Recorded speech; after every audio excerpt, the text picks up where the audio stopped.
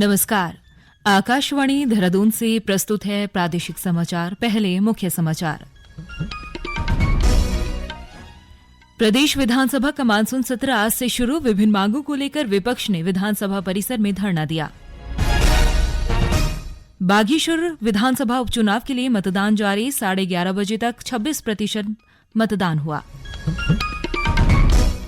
स्वास्थ्य सचिव doctor R Rajesh Kumar ने डेंगू मरीजों के बेहतर उपचार के लिए गाइडलाइन जारी की। और राज्य के सांस्कृतिक विद्यालयों, उच्च शिक्षा और चिकित्सा शिक्षा संबंधी संस्थानों सहित मदरसों में स्काउट्स और गाइड्स की इकाइयों की स्थापना की जाएगी। दोपहर समाचारों के साथ मैं प्रियंका मलिक और अब समाचार विस्तार से। उत्तराखंड विधानसभा का मानसून सत्र आज से शुरू हो गया है। सत्र के पहले दिन पूर्व कैबिनेट मंत्री चंदन रामदास को श्रद्धांजलि दी गई। आज सुबह 11 बजे विधानसभा अध्यक्ष रितु खंडूरी भूषण ने सत्र की कार्रवाई शुरू की। इस बीच नेता प्रतिपक्ष यशपाल आर्य के नेतृत्व में कांग्रेस विधायकों ने विधानसभा के बाहर विभिन्न मांगों को लेकर धरना प्रदर्शन किया। इस दौरान नेता प्रतिपक्ष यशपाल आर्य ने सत्र का समय बढ़ाने की भी मांग की। गौरतलब है कि कल वित्त मंत्री प्रेमचंद अग्रवाल सदन में अनुपूरक बजट पेश करेंगे। इसके साथ ही राज्य आंदोलनकारियों को 10% शैक्षिक आरक्षण, वित्त विभाग की वार्षिक ऑडिट रिपोर्ट, लेखा प्रत्यावेदन रिपोर्ट सहित अन्य विधेयक सदन में पेश किए जाएंगे। 7 सितंबर को जन्माष्टमी पर सार्वजनिक अवकाश रहेगा और 8 सितंबर को चर्चा के बाद अनुपूरक बजट पारित किया जाएगा। विधानसभा सत्र के मद्देनजर राजधानी देहरादून में सुरक्षा के पर्याप्त प्रबंध किए गए हैं। विधानसभा की 300 मीटर की परिधि के भीतर धारा 144 लागू की गई है। जिलाधिकारी सोनिका ने कहा है कि सत्र के दौरान किसी भी प्रकार की नारेबाजी और लाउड स्पीकर का प्रयोग, सरकारी भवनों में नारे लिखना और भड़काऊ भाषण या भ्रामक प्रचार प्रतिबंध रहेगा। बागेश्वर विधानसभा के उपचुनाव के लिए आज सुबह से ही मतदाताओं की भीड़ जुटनी शुरू हो गई है। उपचुनाव के लिए लोगों में भारी उत्साह देखने को मिल रहा है। आज सुबह बारिश होने के बावजूद लोग मतदान केंद्रों पर पहुंचने लगे थे। सुबह 9 बजे तक बारिश बंद होने के बाद मतदान स्थलों पर लोगों की भीड़ और अधिक देखने को मिली। 11:30 बजे तक उपचुनाव में 26% मतदान हुआ है। गौरतलब है कि भारतीय जनता पार्टी के पूर्व मंत्री चंदन रामदास के निधन के बाद से ये सीट खाली थी। इस सीट पर उपचुनाव में 5 प्रत्याशी मैदान में हैं। भाजपा से पार्वती दास, कांग्रेस से बसंत कुमार, समाजवादी पार्टी से भगवती प्रसाद, उत्तराखंड क्रांति दल से अर्जुन कुमार देव और उत्तराखंड परिवर्तन पार्टी से भगवत कोहली चुनावी मैदान में हैं। मतदान के लिए बागेश्वर विधानसभा क्षेत्र को 3 जोन और 28 सेक्टर में बांटा गया है। विधानसभा में 188 बूथ है, जिसके लिए 172 मतदाता केंद्र बनाए गए हैं। देहरादून के हनोल में आगामी 18 सितंबर को महासू देवता और 19 सितंबर को चालदा महाराज दसेऊ में जागरा राजकीय मेला आयोजित किया जाएगा। पर्यटन एवं संस्कृति मंत्री सतपाल महाराज ने मेले से जुड़ी अधिकारियों को सभी तैयारियां समय पर पूरा करने के निर्देश दिए हैं। संस्कृति मंत्री ने कहा है कि इस मेले में बड़ी संख्या में श्रद्धालुओं के आने की उम्मीद है। सतपाल महाराज ने मंदिर में आने वाले श्रद्धालुओं के लिए शुद्ध पेयजल, विद्युत, परिवहन, स्वास्थ्य, सुरक्षा व्यवस्था के साथ ही सुगम आवागमन के लिए मोटर मार्गों के सुधारीकरण का काम करने के भी निर्देश दिए हैं। आज शिक्षक दिवस है। ये दिवस महान शिक्षाविद, दार्शनिक और भारत के पूर्व राष्ट्रपति डॉक्टर सर्वपल्ली राधाकृष्णन की जयंती पर मनाया जाता है। राष्ट्रपति द्रौपदी मुर्मू आज नई दिल्ली में शिक्षक दिवस के अवसर पर 75 शिक्षकों को राष्ट्रीय शिक्षक पुरस्कार 2023 प्रदान करेंगी। पुरस्कार पाने वाले शिक्षकों में पौड़ी जिले के राजकीय इंटर कॉलेज सैंदीखाल के विज्ञान प्रवक्ता दौलत सिंह गुसाई भी शामिल है। श्री गुसाई ने छात्रों को स्कूल में प्रवेश दिलाने के लिए साथ ही प्रभावी शिक्षण में अहम भूमिका भी निभाई है। इस बीच शिक्षक दिवस पर प्रधानमंत्री नरेंद्र मोदी ने नई दिल्ली में अपने आवास पर राष्ट्रीय शिक्षक पुरस्कार के विजेताओं के साथ बातचीत की। प्रधानमंत्री नरेंद्र मोदी ने देश की युवा प्रतिभाओं को निखारने में शिक्षकों के प्रयासों की सराहना की है। उन्होंने कहा कि शिक्षकों को अपने पूरे करियर में लगातार सीखने और अपने कौशल को उन्नत करने का भी परामर्श दिया। देश में ग्रामीण क्षेत्रों के 13 करोड़ घरों को नल से स्वस्थ पेयजल प्रदान करने की उपलब्धि हासिल कर ली गई है।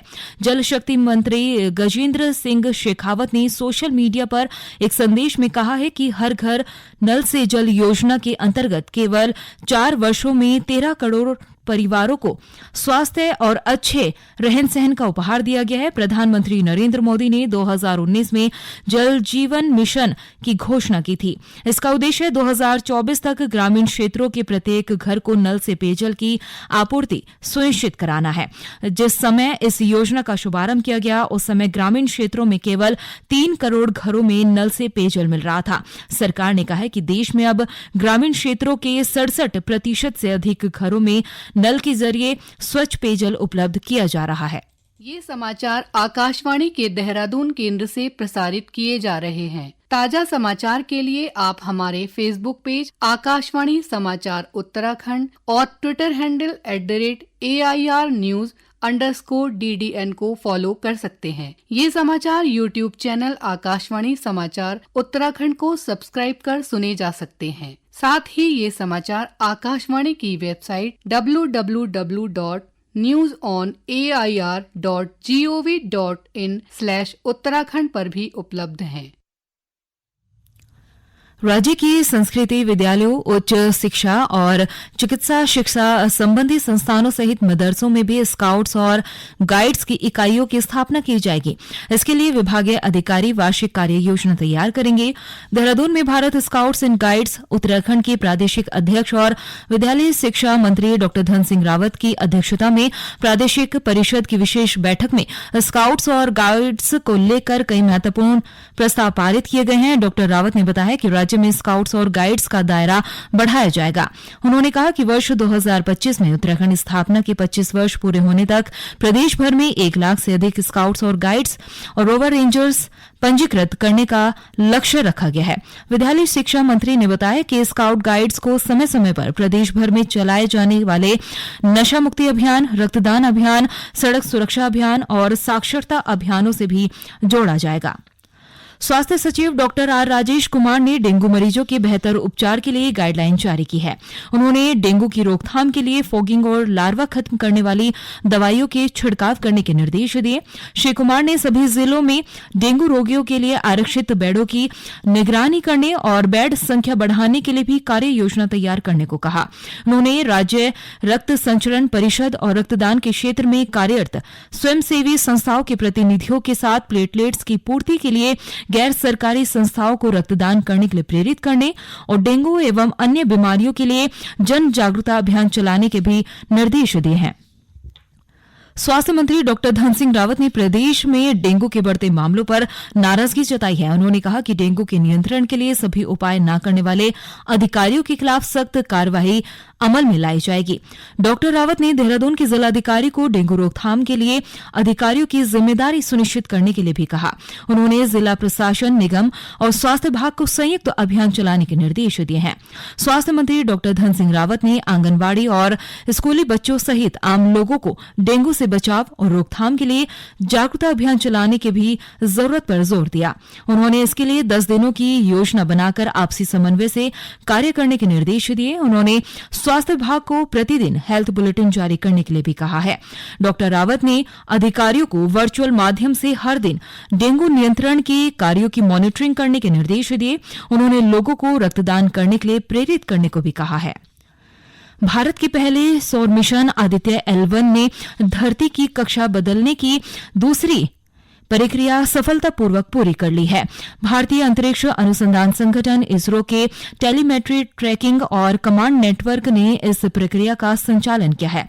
L1 पॉइंट की ओर अग्रसर उपग्रह अब 282 गुणे 40,225 किलोमीटर की पूर्व कक्षा से 245 गुणे 22,459 किलोमीटर की कक्षा में आ गया है। 125 दिन में L1 पॉइंट, जहां सूर्य और धरती की गुरुत्वाकर्षण शक्ति समान करेगा, पहुंचने से पहले आदित्य L1 धरती की कक्षा बदलने की अभी 4 प्रक्रिया को पूरा करेगा। प्रदेश में पिछले कुछ दिनों से मौसम साफ बना हुआ है। इसके कारण राज्य के मैदानी इलाकों में तापमान में बढ़ोतरी भी दर्ज की गई है।